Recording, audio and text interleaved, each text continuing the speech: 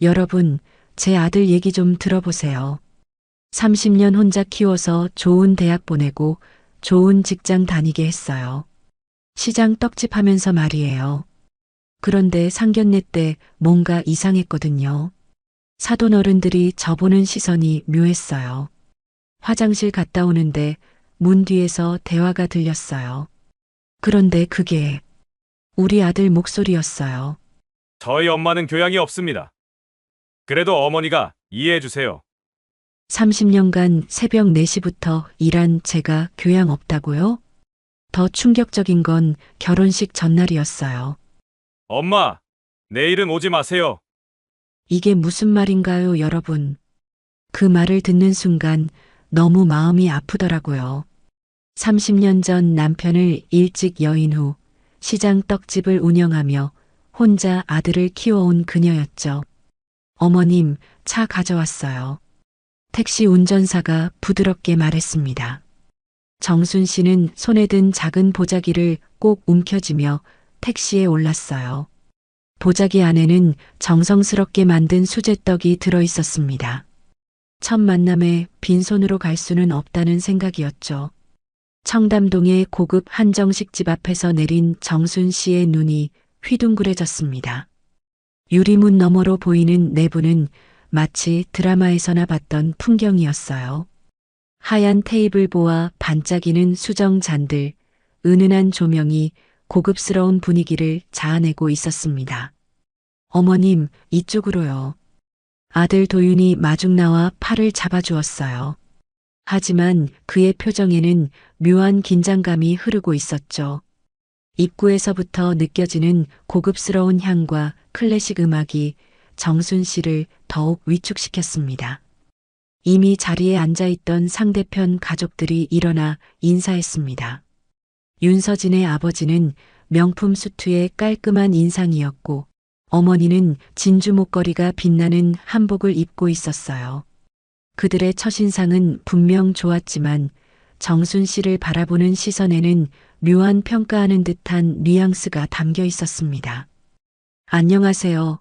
도윤이 어머님 말씀 많이 들었습니다. 서진의 어머니가 환한 미소를 지으며 손을 내밀었어요. 하지만 그 미소 뒤에는 어딘가 어색함이 숨어 있었죠. 정순 씨는 어색하게 웃으며 보자기를 내밀었습니다. 이건 뭐예요? 서진의 아버지가 물었어요. 저희 떡집에서 만든 건데요. 맛없을 수도 있지만 가져왔습니다. 정순 씨가 겸손하게 말했습니다. 순간 테이블에 미묘한 침묵이 흘렀어요. 정순 씨의 손끝이 살짝 떨리기 시작했습니다. 서진의 어머니가 먼저 입을 열었어요. 시장에서 떡집을 운영하셨다고 들었어요. 힘드셨겠네요. 그 말에는 동정 섞인 시선이 담겨 있었죠. 네, 그냥 생계를 위해서요. 정순 씨가 작게 대답했습니다. 도윤이가 좋은 대학 나왔다고 들었는데 혼자 키우셨다면서요? 정말 대단하세요. 서진의 아버지가 말했지만 그 어조에는 진짜 칭찬보다는 호기심이 더 많이 담겨 있었어요. 식사가 시작되면서 대화는 주로 아이들의 미래 계획에 집중되었습니다. 정순 씨는 대부분 듣기만 했어요. 가끔 질문이 던져질 때마다 그녀는 조심스럽게 대답했지만 상대편 가족들의 반응은 늘 어딘가 어색했죠. 특히 떡집이라는 단어가 나올 때마다 테이블 분위기가 묘하게 경직되는 것을 느낄 수 있었습니다. 화장실을 다녀오는 길에 정순 씨는 우연히 옆 복도에서 걸음을 멈추게 되었습니다. 문이 살짝 열려 있는 틈으로 대화 소리가 새어나오고 있었기 때문이에요. 처음에는 그냥 지나치려 했지만 아들의 목소리가 들려서 발걸음이 멈춰졌죠. 아직은 적응이 필요할 것 같아요. 윤서진의 어머니 목소리가 들렸습니다. 그때 정순 씨의 심장이 멈출 뻔한 목소리가 들려왔어요. 바로 아들 도윤의 목소리였습니다. 우리 엄마 교양 없어요. 그래도 이해해 주세요. 정순 씨는 그 자리에서 굳어버렸습니다. 30년 동안 아들 하나만 바라보고 살아온 그녀에게는 천둥벼락 같은 말이었죠. 계속해서 들려오는 대화는 더욱 충격적이었어요. 시장 냄새가 몸에 밴 것 같아요. 결혼식 때는 어떻게 해야 할지. 서진의 목소리였습니다. 제가 알아서 할게요. 너무 부담 갖지 마세요. 도윤이 답했습니다. 정순 씨는 벽에 등을 기대고 서 있었어요. 눈앞이 캄캄해지고 다리에 힘이 빠졌습니다. 새벽 4시부터 떡 반죽을 하며 등록금을 마련했던 그 모든 시간들이 머릿속을 스쳐 지나갔어요. 아들이 대학 입학할 때 기뻐하던 모습, 취업할 때 자랑스러워하던 모습들이 모두 거짓말처럼 느껴졌죠. 혹시 결혼식 때 뭔가 실수하시면 어떡하죠? 서진의 아버지 목소리가 들렸습니다. 그런 일은 없을 거예요. 제가 미리 말씀드릴게요. 도윤의 대답이 정순 씨의 가슴을 더욱 아프게 했어요. 정순 씨는 조용히 그 자리를 벗어나 화장실로 향했습니다. 거울 속 자신의 모습을 보니 얼굴이 창백해져 있었어요. 차가운 물로 얼굴을 씻으며 마음을 진정시키려 했지만 아들의 그 말들이 계속 귓가에 맴돌았습니다. 다시 테이블로 돌아갔을 때 모든 사람들의 얼굴이 달라 보였어요. 아들 도윤은 여전히 효자 연기를 하고 있었고 상대편 가족들은 겉으로는 친근하게 대했지만 그 속내를 이제 알 수 있었죠. 어머님 괜찮으세요? 얼굴이 안 좋아 보이는데요. 서진이 걱정스러운 듯 물었습니다. 난 괜찮아. 정순 씨가 억지로 웃으며 답했어요. 남은 식사 시간 동안 정순 씨는 거의 말을 하지 않았습니다. 대신 조용히 상황을 관찰했어요. 아들이 자신에 대해 이야기할 때마다 미묘하게 주제를 돌리는 모습, 상대편 가족들이 자신을 대하는 어색한 태도, 모든 것이 이제 명확하게 보였습니다. 식사가 끝나고 헤어질 때 서진의 어머니가 정순 씨의 손을 잡으며 말했어요. 결혼 준비로 바쁘시겠지만 자주 뵈어요. 하지만 그 말이 진심이 아니라는 걸 정순 씨는 이미 알고 있었죠. 택시에 오르면서 그녀는 깊은 한숨을 쉬었습니다. 30년간의 헌신이 한순간에 무너지는 기분이었어요. 결혼식을 일주일 앞두고 정순 씨는 한복을 맞추러 갔습니다. 오래된 한복집에서 치수를 재며 한복집 사장님이 물었어요. 아드님 결혼식이시죠? 얼마나 기쁘세요? 네, 아주 기뻐요.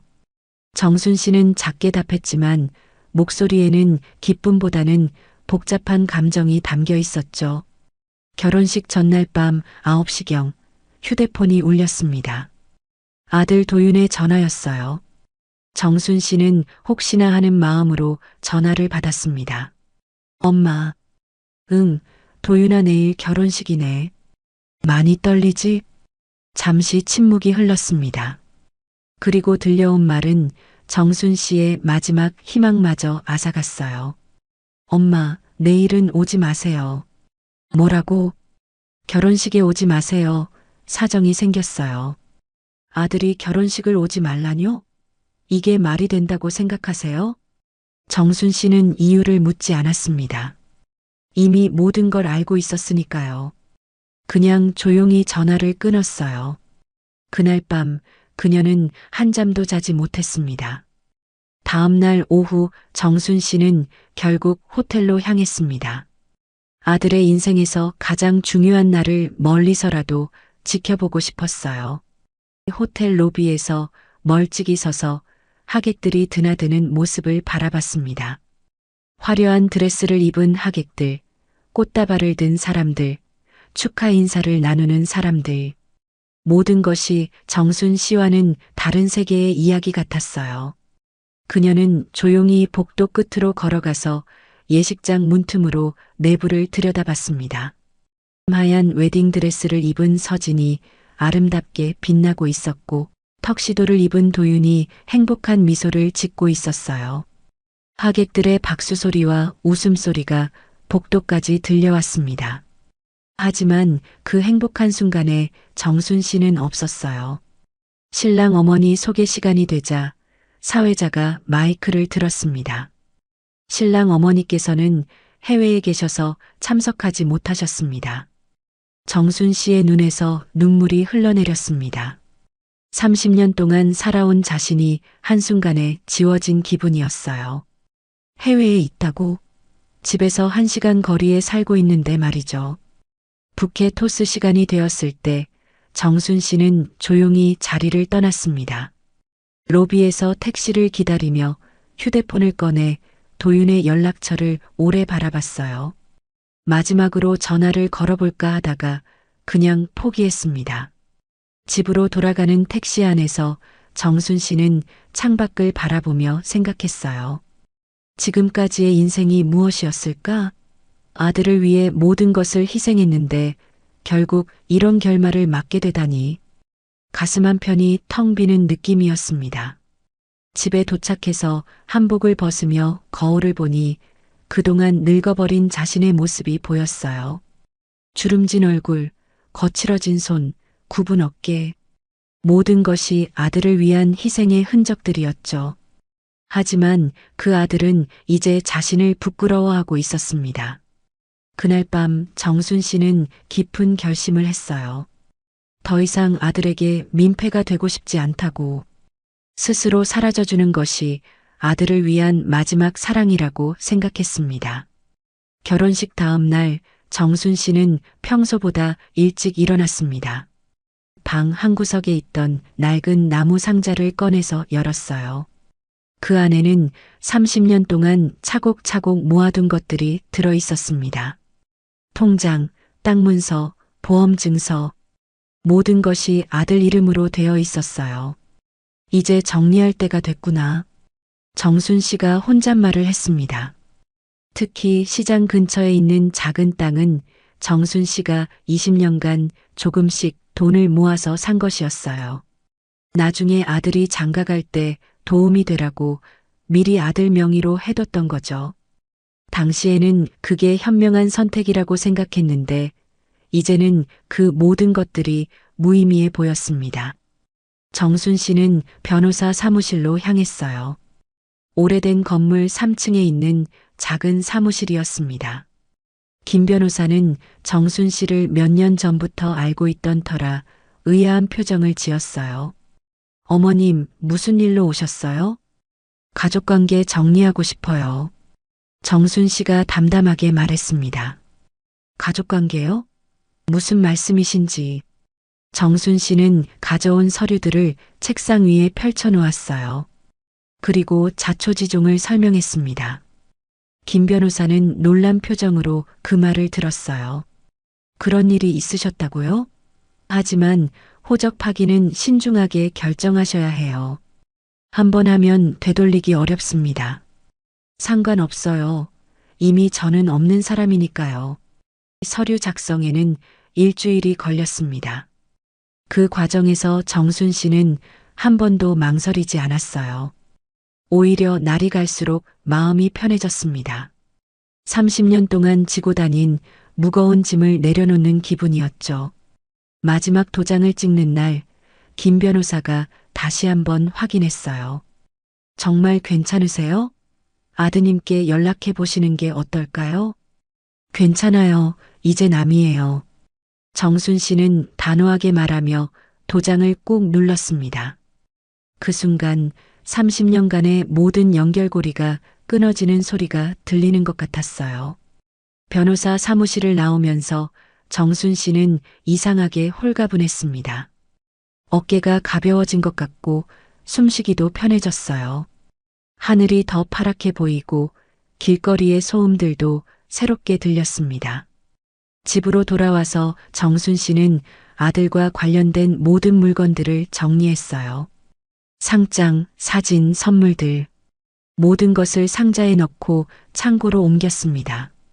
이제 정말로 새 출발을 하는 기분이었어요. 그날 밤 도윤에게서 문자가 왔습니다. 엄마, 신혼여행 다녀왔어요. 시간 되면 집에 인사드리러 갈게요. 정순 씨는 그 문자를 읽고 조용히 웃었습니다. 그리고 답장을 보냈어요. 이제 우린 남이니까 인사할 필요 없어. 며칠 후 도윤에게서 전화가 왔지만 받지 않았습니다. 문자도 계속 왔지만 읽지 않고 삭제했어요. 정순 씨는 정말로 새로운 인생을 시작하기로 결심했습니다. 호적 파기 후 3개월이 지났을 때 정순 씨는 완전히 새로운 사람이 되어 있었습니다. 시장 떡집은 정리하고 대신 홍대 근처에 작은 카페를 차렸어요. 이름은 영순당이었습니다. 영원히 순수한 당을 만드는 집이라는 뜻이었죠. 카페는 모던한 인테리어에 전통 떡을 파는 독특한 콘셉트였어요. 젊은 사람들이 좋아할 만한 깔끔한 디자인과 오래된 떡 제조법이 조화를 이루고 있었습니다.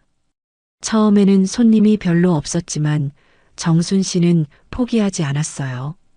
어느 날 대학생으로 보이는 여자 손님이 들어왔습니다. 여기 떡이 진짜 맛있다고 들었는데요. 어디서 들으셨어요? 정순 씨가 궁금해하며 물었습니다. 인스타그램에서 봤어요. 사진이 너무 예뻐서 꼭 와보고 싶었거든요. 그 학생은 떡을 먹어보고는 깜짝 놀랐어요. 이게 정말 떡이에요? 이렇게 부드럽고 달콤할 수가 있나요? 정순 씨는 그 반응에 뿌듯해했습니다.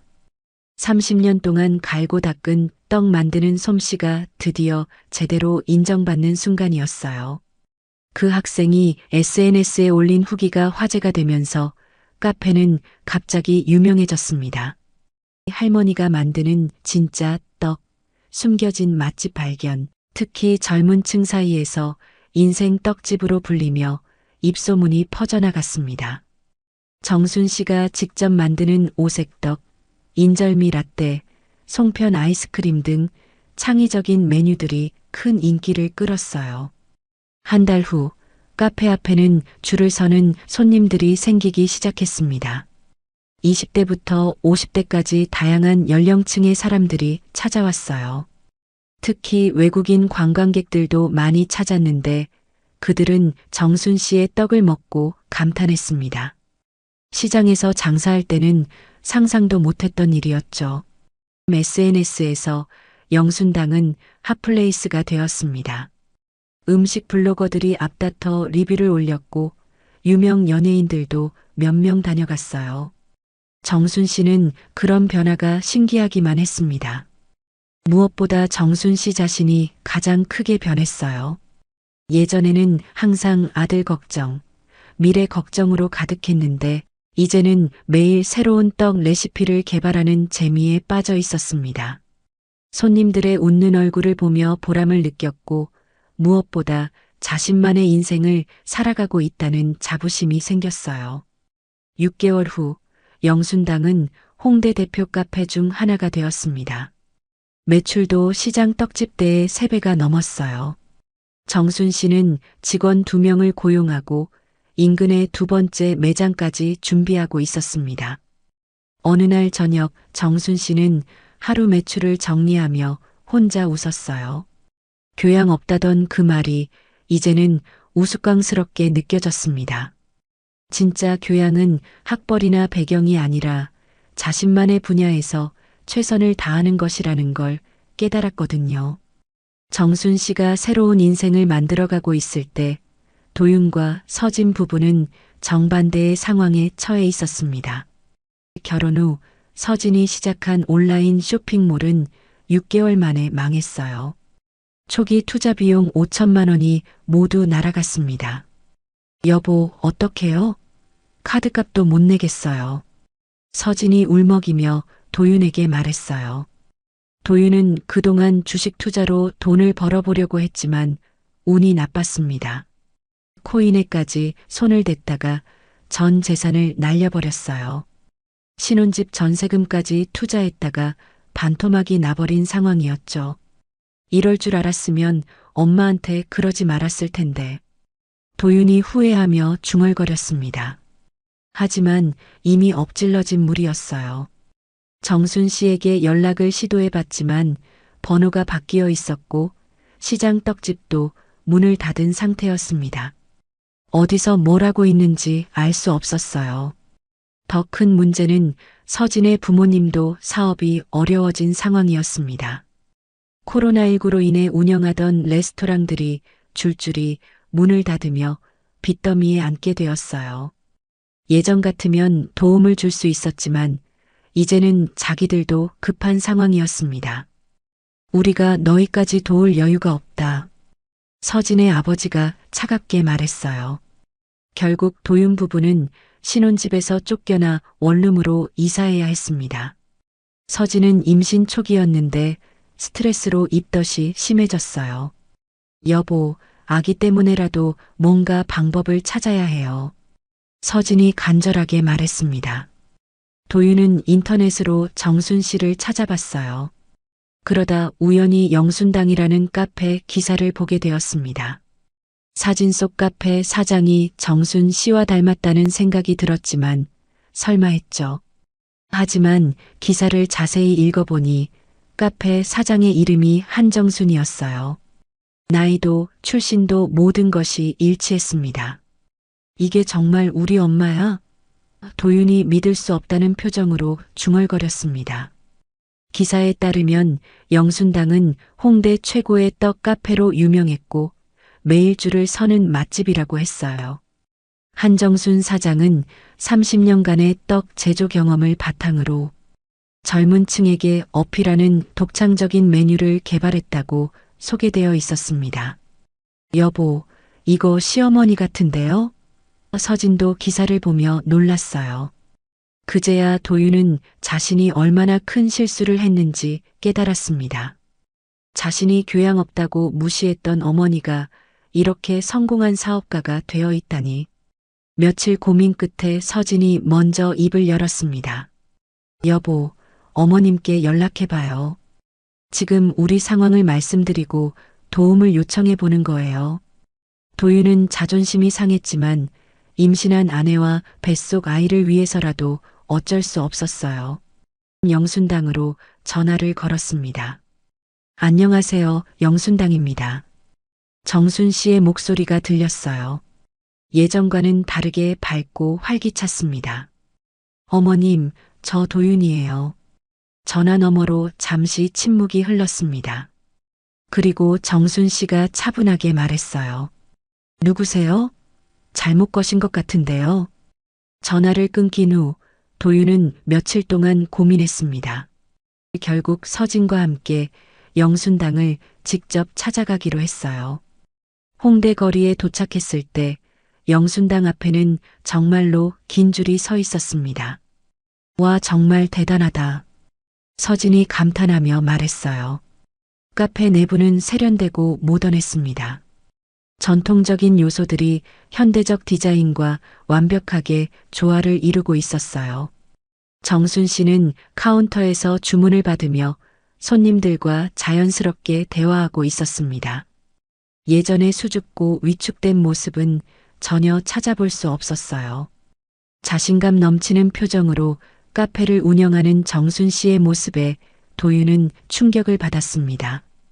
정순 씨는 도윤을 보더니 잠시 동작을 멈췄습니다. 하지만 곧 무표정한 얼굴로 돌아서며 말했어요. 손님이시면 주문해 주세요. 줄이 길거든요. 엄마나 도윤이야. 도윤이 간절하게 말했습니다. 아들, 제게는 아들이 없는데요. 정순 씨가 차갑게 답했어요. 주변 손님들이 술렁이기 시작했습니다. 서진이 앞으로 나서며 말했어요. 어머님, 저희가 잘못했어요. 제발 한 번만 기회를 주세요. 정순 씨는 서진을 한참 바라보더니 조용히 말했습니다. 기회? 이미 우리는 끝났어. 결혼식에 오지 말라고 했던 분들이 왜 여기 오셨죠? 카페 안은 완전히 조용해졌습니다. 모든 손님들이 이 상황을 지켜보고 있었어요. 도윤은 더 이상 견딜 수 없었습니다. 갑자기 카페 한복판에서 무릎을 꿇었어요.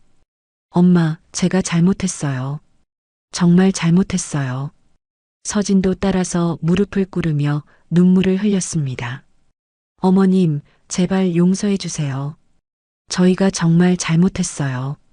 카페 안에 모든 손님들이 숨을 죽이고 이 광경을 바라봤습니다. 어떤 사람은 휴대폰으로 영상을 찍기도 했어요. 정순 씨는 무릎 꿇은 두 사람을 내려다보며 차분하게 말했습니다. 엄마라고 부르지 마세요. 어머님, 저희가 정말 어려운 상황이에요. 아기도 생겼고, 서진이 울먹이며 말했어요. 그게 저와 무슨 상관이에요? 저는 당신들에게 교양 없는 사람이잖아요. 정순 씨의 목소리에는 2년간 쌓인 상처가 고스란히 담겨 있었어요. 도윤이 더욱 큰 소리로 울며 말했습니다. 엄마, 정말 죄송해요. 제가 미쳤었어요. 제발 한 번만 용서해 주세요. 하지만 정순 씨는 흔들리지 않았습니다. 용서는 관계가 있는 사람들 사이에서나 가능한 일이에요. 우린 이미 남이에요. 카페 직원이 다가와서 정순 씨에게 작게 말했어요. 사장님, 손님들이 다 보고 계세요. 정순 씨는 고개를 끄덕이고 마지막으로 말했습니다. 일어나서 나가세요. 장사에 방해가 됩니다. 그 사건 이후 영순당은 더욱 유명해졌습니다. 누군가 올린 영상이 SNS에서 바이럴되면서 진짜 강한 어머니라는 찬사를 받았어요. 많은 사람들이 정순 씨의 결단력에 감동했고 나도 저렇게 당당하게 살고 싶다는 댓글들이 줄을 이었습니다. 3개월 후 정순 씨는 케이블 방송국의 성공 다큐멘터리에 출연 요청을 받았어요. 처음에는 거절했지만 같은 처지의 사람들에게 용기를 줄 수 있다는 말에 마음을 바꿨습니다. 어떻게 이런 용기를 낼 수 있었나요? 진행자가 물었어요. 용기가 아니에요. 그냥 진짜 나로 살기로 한 거죠. 30년 동안 남을 위해 살았으니까 이제는 저를 위해 살아도 되지 않을까 싶었어요. 그 인터뷰가 방송된 후 영순당에는 더 많은 손님들이 찾아왔습니다. 특히 비슷한 경험을 한 중년 여성들이 많이 왔어요. 그들은 정순 씨를 보며 위로받고 힘을 얻어갔습니다. 한편 도윤과 서진 부부의 상황은 더욱 악화되었습니다. 임신 중이던 서진은 스트레스로 조산 위험까지 있다는 진단을 받았어요. 도윤은 아르바이트를 3개씩 뛰며 생활비를 벌었지만 병원비까지 감당하기는 어려웠습니다. 서진의 부모님도 결국 파산 신청을 했어요. 예전의 자랑스러운 모습은 찾아볼 수 없었고 오히려 도윤 부부에게 도움을 요청하는 처지가 되었습니다. 이럴 줄 알았으면 시어머니를 그렇게 대하지 말았을 텐데. 서진이 후회하며 말했어요. 어느 날 서진의 어머니가 도윤에게 전화를 걸었습니다. 도윤아, 정순 씨가 어떻게 지내는지 아니? 우리가 예전 일을 사과하고 싶은데. 어머님, 저희도 연락이 안 돼요. 아예 남이 되었다고 하시거든요. 6개월이 더 지난 어느 날 정순 씨에게 예상치 못한 전화가 걸려왔습니다. 서진의 어머니였어요. 안녕하세요, 사돈접니다.